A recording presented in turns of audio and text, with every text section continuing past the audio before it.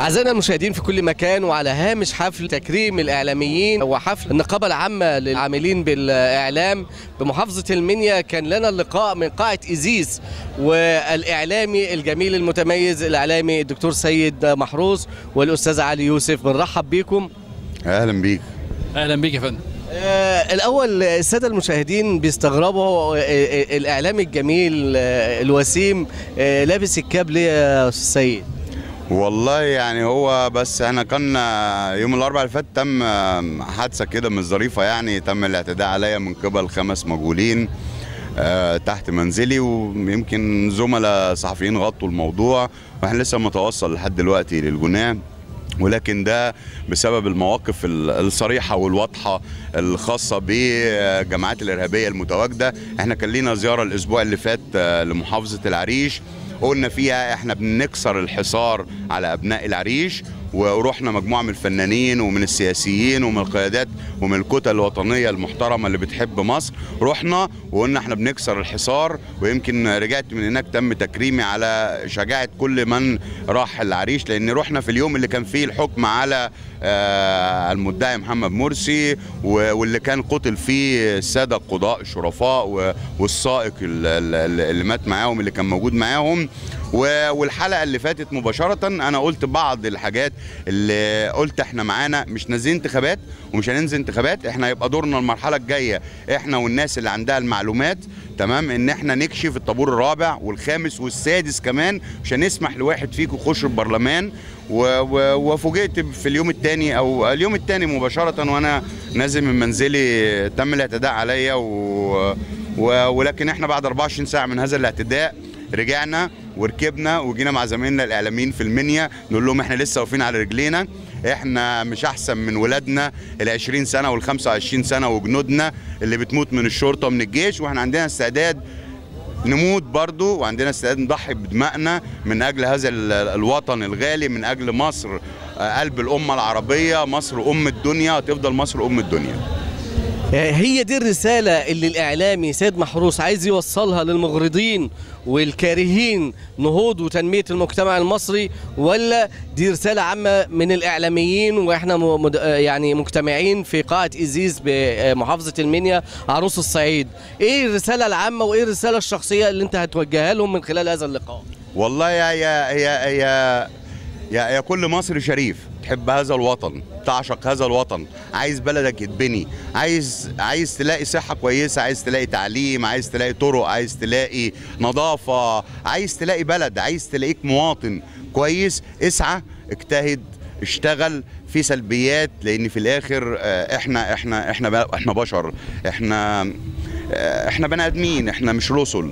هيجي قائد، هيجي زعيم، هيجي محافظ، هيجي وزير له ما له من تطوير وعليه ما عليه من سلبيات، وده شيء طبيعي في اي مجتمع في العالم كله. وان ما كانتش تداولت السلطه في الحياه الديمقراطيه اللي احنا عايشينها، ولكن الرساله الواضحه لن يرهبنا ارهابكم، انتوا طول عمركم عايشين بقالكم سنين السنين في الجحور، ولما طلعتوا قضيتوا على مصر في سنه واحده. احنا كنا بنقول فساد ما قبل ثوره 30 ما قبل ثوره 25 يناير، لا انتوا علمتونا يعني ايه فساد، تعلمتونا يعني ايه وقوع بلد بحالها في سنه واحده. واحنا ان شاء الله بنبني بلدنا وهنبني بلدنا بكل حاجه بقى، هنبني بلدنا ونفديها بارواحنا وبدمائنا، هنبني بلدنا ونفديها بكل اللي نقدر عليه. انا زمايلي شدوا من ازري وقالوا لي ما ينفعش تقعد في البيت، وجم خدوني من البيت وتحملت مشقه السفر من القاهره للمنيا،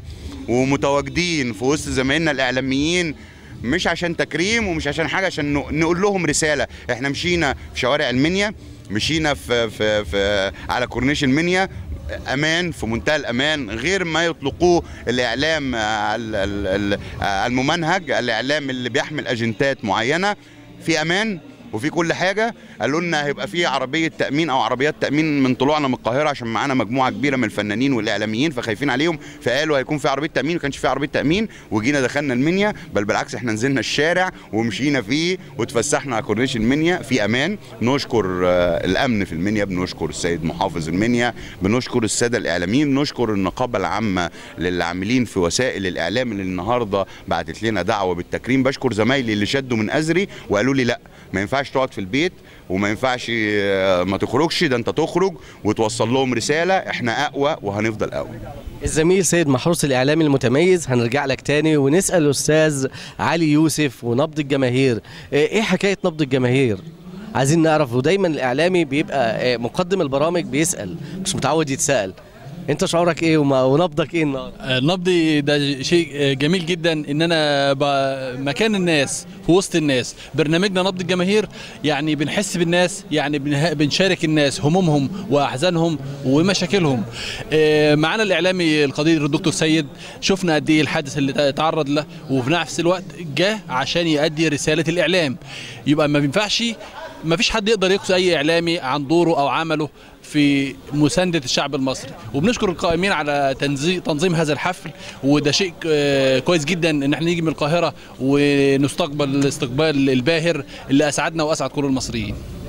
الإعلامي المتميز سيد محروس، الدكتور سيد، يعني حلم بتحلمه وبرنامج بتتمنى تقدمه من خلال الشاشة الفضية؟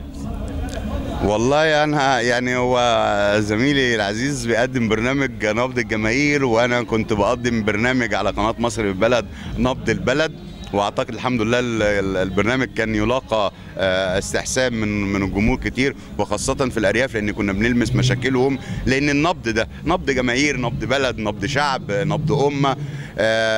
اسمح لي وانا بكمل كلام بس ان انا يعني اقلع الكاب، لان انا فعلا يعني بس بنقول لهم احنا اقوى بكتير، وان شاء الله باذن الله سيكون هناك برنامج قادم مفاجاه ان شاء الله باذن الله، وغالبا ممكن يكون يعني ان شاء الله قريبا عمار يا مصر، وبرنامج اخر عمار يا مصر يقدمه معايا الزميل العزيز محمد علي، وبرنامج اخر اسمه على الرصيف.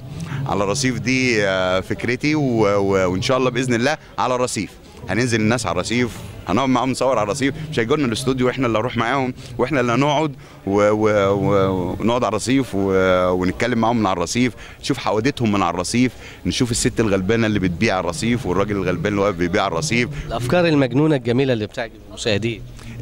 هو مش افكار ولا هي مجنونه، هي النزول للناس في الشارع. النزول للناس في الشارع ده شيء مهم جدا. النزول للناس في الشارع هو ده الشعب، هم دول اللي نزلوا في 30/6، وهم دول اللي عملوا ثوره، وهم دول اللي قالوا احنا تعبانين واحنا تعبنا من حكم الاخوان المتأسلمين، نزلوا في الشارع. فاحنا كمان لازم نعمل لهم حاجه وننزل لهم احنا كمان في الشارع، ننزل المرأة المعيله، ننزل الفلاح، ننزل الصنايعي، ننزل العامل.